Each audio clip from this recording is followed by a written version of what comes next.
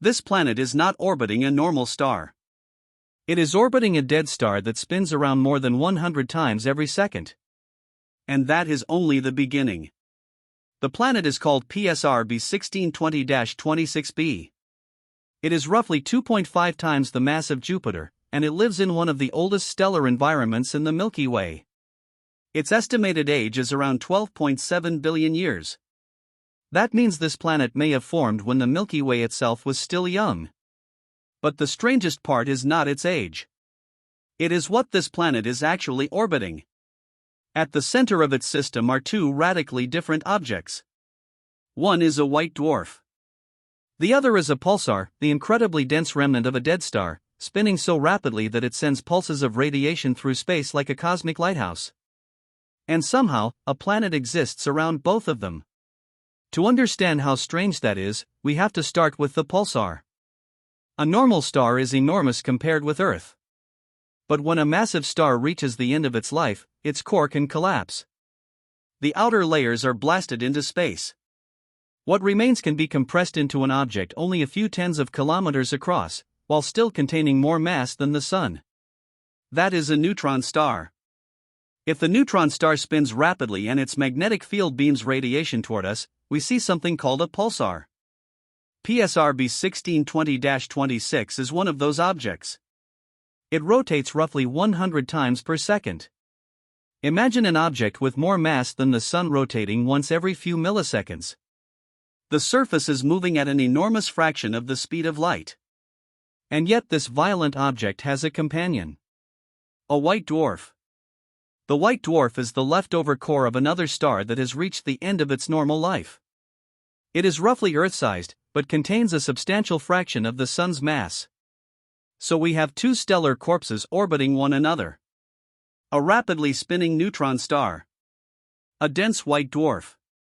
And then, much farther out, a planet.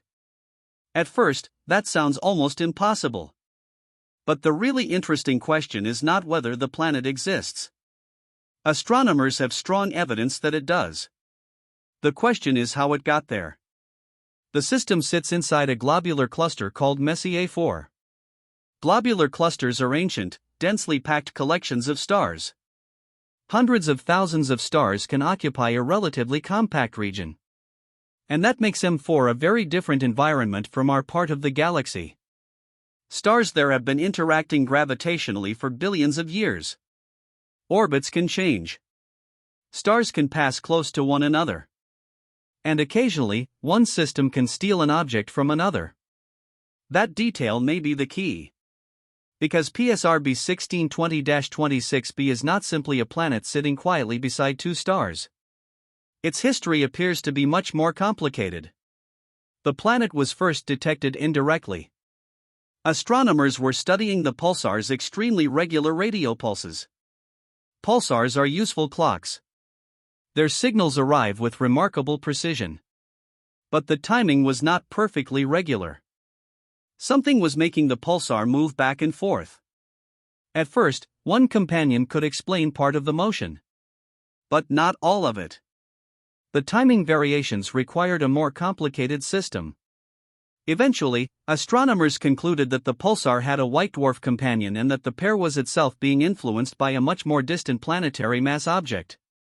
The planet had revealed itself not by reflecting sunlight into a telescope, but by disturbing the motion of a dead star.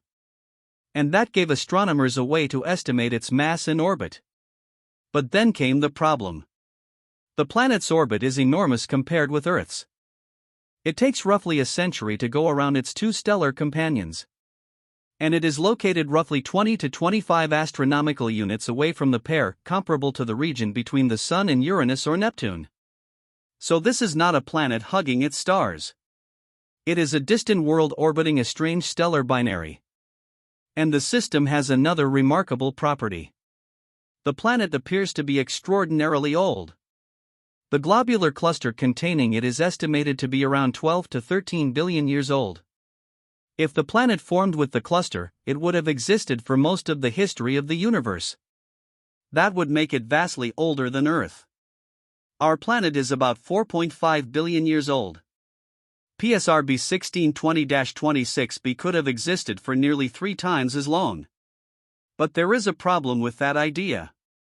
The early universe contained very little of the heavier elements that astronomers believe are important for building rocky planets and many kinds of planetary systems. The stars in ancient globular clusters are therefore generally metal-poor compared with younger stars like the Sun. So how did this planet form? One possibility is that it formed around one of the stars before later becoming part of the current system. Another possibility is that the system went through a dramatic gravitational exchange inside the crowded cluster. And this is where the story becomes almost like cosmic archaeology. Imagine a young planetary system inside a dense cluster. Stars are passing relatively close to one another. Eventually, the star that originally hosted the planet encounters another binary system. Gravity does not need to collide physically. A close encounter can be enough. The planet's orbit can be disrupted. The stars can exchange partners. And an object that began around one star can eventually end up orbiting a completely different pair. Astronomers have proposed scenarios along these lines to explain PSRB 1620-26b. But these are models. We did not witness the exchange. The observations tell us what the system looks like today. The exact sequence of events that created it remains uncertain. And there is an even stranger possibility. The planet may have formed around a completely different star and later been captured by the binary containing the pulsar and white dwarf. If so, this planet is not simply old. It is a survivor of a stellar rearrangement. A world that may have been thrown from one system and adopted by another. But there is another question. Could a planet survive the death of a star? The answer is yes, under the right circumstances. When a star evolves into a white dwarf, it loses much of its outer material. A planet can survive if its orbit is far enough away and the system evolves without destroying it. The pulsar presents an even more violent history. Its progenitor star exploded as a supernova. That event can destabilize planetary orbits. Any planets close enough could be destroyed, ejected, or sent into radically different paths. So if PSRB 1620-26b was already associated with one of these stars before the stellar deaths, it somehow survived a sequence of events that could have erased an ordinary planetary system. But there is an important limitation. We do not know exactly where the planet formed. We do not know every stage of its journey. And we cannot say with certainty that it survived the supernova while orbiting the pulsar. The system's present architecture can be explained by several evolutionary histories. What we do know is extraordinary enough. There is a planet orbiting a binary containing a pulsar and a white dwarf. It is located in an ancient globular cluster. It is enormously old by planetary standards. And its existence demonstrates something important about the universe. Planets do not require calm, sun-like environments. They can exist around binary stars. They can orbit stellar remnants. They can survive violent stellar evolution. And planetary systems can be reshaped by gravitational encounters over billions of years. That changes the way we think about what a planet is. We often imagine a planetary system as something permanent. A star forms. Planets form around it. Everything stays in place. But the galaxy is not static. Stars move. Systems interact. Stars die. Companions are exchanged. Planets can migrate, scatter, or potentially be captured. PSRB 1620-26b may be a relic of that chaos. And perhaps that is why this planet is so valuable. It is not merely an exotic world. It is evidence that planets can survive in environments very different from the young solar system. Somewhere around 12.7 billion years ago, a planet may have begun a journey that would eventually place it around a dead star and a pulsar. We cannot watch that journey. We can only reconstruct it from the evidence left behind. And the planet itself is still out there, following an enormous orbit around two stellar remnants.